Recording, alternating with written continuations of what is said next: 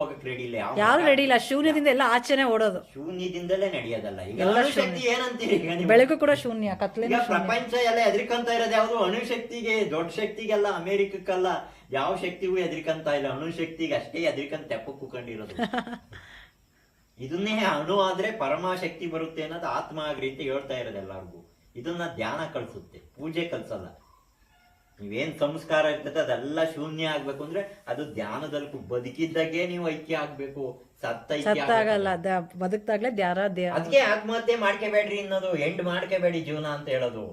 End ಆಗ್ಲಿ ಪ್ರಕೃತಿಯಿಂದ, ಅದು ಮಾಗಿ ಬಿದ್ದೋಗ್ಬೇಕು ಮರದಿಂದ. ನೀವು ಕಾಯಾಗಿ ಬಿದ್ದೋದ್ರೆ ಮುಂದಕ್ಕೂ ನಿಮಗ್ ಲೈಫ್ ಇಲ್ಲ. ಹೌದು, ಅಲ್ಲೇ ಇದೆ ಬ್ರಹ್ಮಾಂಡ, ಪ್ರಕೃತಿ ಇಲ್ಲೇ ಇದೆ ಅದು ಸತ್ವ. ಹಣ್ಣು ಮಾಗಿ ಬಿದ್ದೋದ್ರೆ ಮರಕ್ಕೂ ನೋವಾಗಲ್ಲ, ಹಣ್ಣಿಗೂ ನೋವಾಗಲ್ಲ. ಹಂಗೆ ಆತ್ಮಹತ್ಯೆ ಕಾಯಿ ಬಿದ್ದೋದ್ರೆ ಮರಕ್ಕೂ ನೋವು, ಹಣ್ಣಿಗೂ ನೋವು. ಮುಂದಕ್ಕೆ ಬೀಜ ಅಲ್ಲ ಅದು.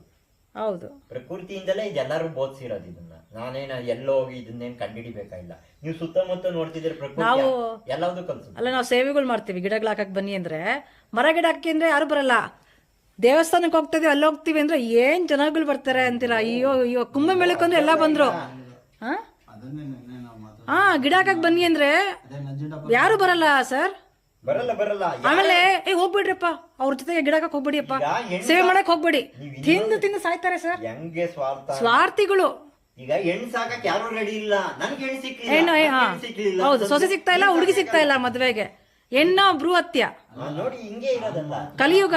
ತಾನ್ ಮಾತ್ರ ಅತ್ತೆ ಇಲ್ಲದ ಮನೆ ಕೊಡ್ಬೇಕು, ಮತ್ತೆ ಎಲ್ಲ ನೋಡಿ ಕೊಡಬೇಕು.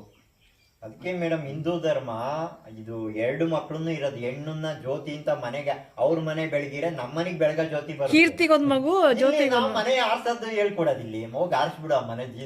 ನನ್ನ ಮನೆ ಮಾತ್ರ ಬೆಳಗ್ಬೇಕು ಅಂತೀವಿ. ಇದು ಸೇವೆ ಭಾವನೆ ಇಲ್ಲ ಇವಾಗಿನ ತಂದೆ ತಾಯಿಗಳೇ. ನಮ್ ಸೇವೆಗೆ ಹೋಗ್ಬೇಡಿ ಅಂತಾರೆ ಸರ್. ಅಜ್ಜಿ ತಾತ ಅಂತಾರೆ. ಒಬ್ಬ ನಂದೆ ನಿಮ್ಮ ಅಜ್ಜಿ ತಾತ ಜೊತೆಗೆ ಇರೋಗಪ್ಪ ಅಂತ. ಅಂದ್ರೆ ಪ್ರಪಂಚ ಯಾವ ಮೌಲ್ಯನೂ ಇಲ್ಲ, ಯಾವ ಸೇವಾನೂ ಇಲ್ಲ.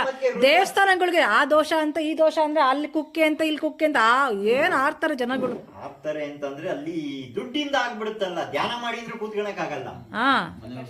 ನಮಸ್ಕಾರ. ಈಗ ಪೂಜೆ ಮಾಡಕ್ ಪೂಜಾರಿ ಹಿಡಿಬಹುದು, ಧ್ಯಾನ ಮಾಡಕ್ ಯಾರನ್ನ ಇಡ್ತೀರಾ? ಮನ್ಸ್ ಕೂರ್ಬೇಕಲ್ಲ.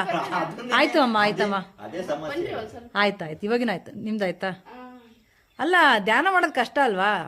ಅದೇ ನಿಮ್ದು ಓನ್ ಯೋಗ್ಯತೆ. ನಿಮ್ಮ ಅದಕ್ಕೆ ಕೆಮಿಕಲ್ ಮಾಡಕ್ ಎಲ್ಲ ರೆಡಿ ಇದ್ದಾರೆ. ಯಾಕಂದ್ರೆ ಚೀಲದಿಂದ ಬರುತ್ತೆ. ತಾಂಡಿ ಎಸ್ತಾ ಬೀಸ್ತಾ ನ್ಯಾಚುರಲ್ ಮಾಡ್ರಿ ಅಂದ್ರೆ ರೆಡಿ ಇರಲ್ಲ. ಯಾಕಂದ್ರೆ ಪ್ರಕೃತಿಯಿಂದ ಮಾಡ್ಬೇಕಾದ್ರೆ ಸ್ಲೋ ಅದು DC ಇದ್ದಂಗೆ. ಇವ್ರಿಗೆ AC ತರ ಬಿಡ್ಬೇಕು, ತಕ್ಷಣ ಕಾರ್ ಪಾಸ್ ಆಗ್ಬಿಡ್ಬೇಕು. ಅದಕ್ಕೆ DC ಯಾವತ್ತೂ